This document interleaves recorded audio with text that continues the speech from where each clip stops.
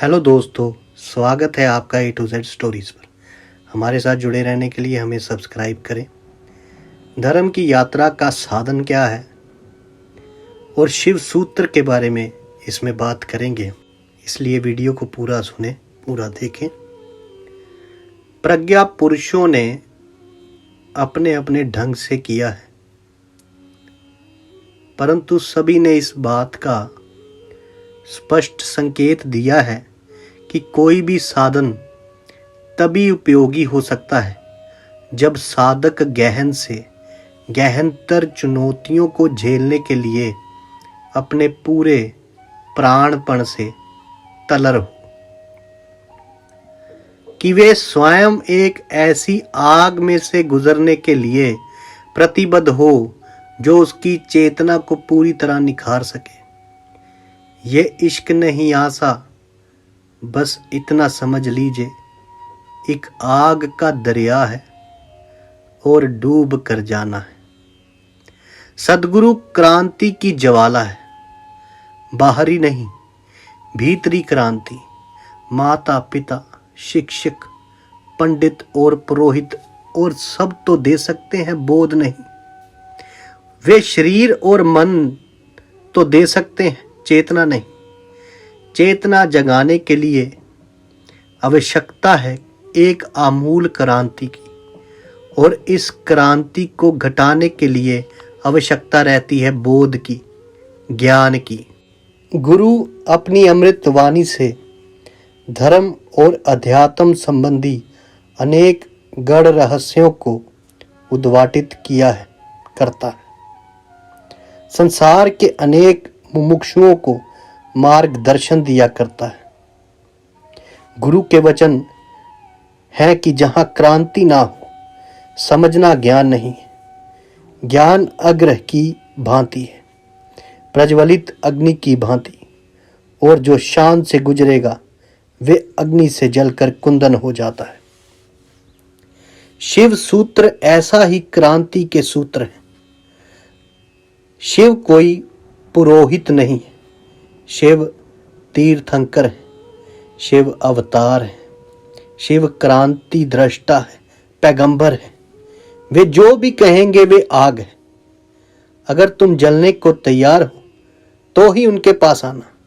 अगर तुम मिटने को तैयार हो तो ही उनके निमंत्रण को स्वीकार करना, क्योंकि तुम मिटोगे तो ही नए का जन्म होगा।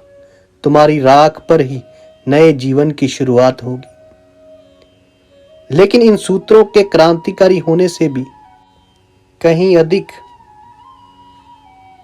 उल्लेखनीय बात यह है कि संतों ने, क्रांतिदर्शी बुद्ध पुरुषों ने इन चिंगारियों में नए प्राण फूंके। एक नए जीवन की दिशा, एक नए मनुष्य के जन्म के संदर्भ में ये अमृत वचन चेतना के रूपांतरण की भूमिका है। तो धर्म की यात्रा के साधन क्या है, इस बात से हमने आरंभ किया था। बीज रूप में जो साधन दिया है वे है ध्यान। शिव सूत्र के अमूल्य वचनों का रहस्य ध्यान बीज है। तुम्हारी महत्व यात्रा में, जीवन की खोज में, सत्य के मंदिर तक पहुंचने में ध्यान बीज है। ध्यान क्या है?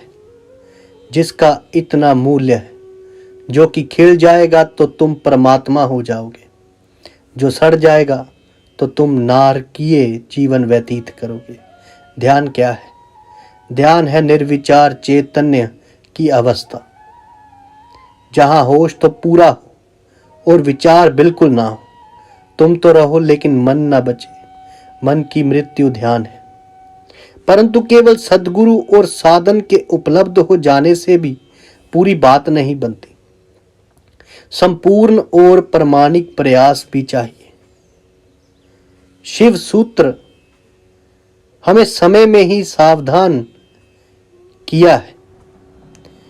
दूबर है मार्ग, उस दूबर से गुजरना होगा, और इसलिए उद्यम चाहिए। इतनी महान प्रयत्न करने की आकांक्षा चाहिए, अभिपाषा चाहिए। कि तुम अपने को पूरा दांव पर लगा दो। मोक्ष खरीदा जा सकता है, लेकिन तुम अपने को दांव पर लगाओ तो ही। इससे कम में नहीं चलेगा। कुछ और तुमने दिया, वे देना नहीं है, वे कीमत नहीं चुकाई तुमने। अपने को पूरा दे डालोगे तो ही कीमत चुकती है और उपलब्धि होती है। सारे संसार में धर्म के नाम पर सदियों से अत्याचार, शोषण और बेईमानियां होते आ रहे हैं, परंतु जब भी इस प्रकार अंधकार घना होता है, कोई एक बुद्ध पुरुष अपने दिव्य तेज और अपनी प्रखर वाणी द्वारा एक नई चेतना को जंपल देता है, जीवन को एक नया संदर्भ देता है, सूखे प्यासे हारे प्राणों में एक नया मधुर संगीत भर देता है। वर्तमान जगत के घेरे हुए अंधकार को चीरकर गुरुओं ने नई ज्योतिर्मय दिशा प्रदान की है। ध्यान, प्रेम और संन्यास का त्रिवेणी संगम उनके सानिध्य में अनुभव करने और उसमें गहरी डुबकियां लेने में ही जीवन की कृतार्थता है। तुम खुद को भूल जाओगे तो ही उसे पा पाओगे। जब तक मैं है तो तू का सवाल ही नहीं होता। मैं को राग करो तो तू बन जाओगे। इसीलिए तो वो फकीरों ने भी कहा है, तू ही तू है, तू ही तू। खुद को जिसने नश्वर कर दिया है तो उसको नया जन्म मिला है, तभी उसको मोक्ष मिला है। उनके पास जाने का मतलब यही है कि आग के पास जाना। खुद जब राख बन जाओगे तो एक फूल की तरह उगोगे तुम। आपको हमारी ये कहानियाँ, ये बातें यदि अच्छी लगती हैं तो हमें सब्सक्राइब कीजिए, शेयर कीजिए, लाइक कीजिए, कमेंट कीजिए। धन्यवाद दोस्तों।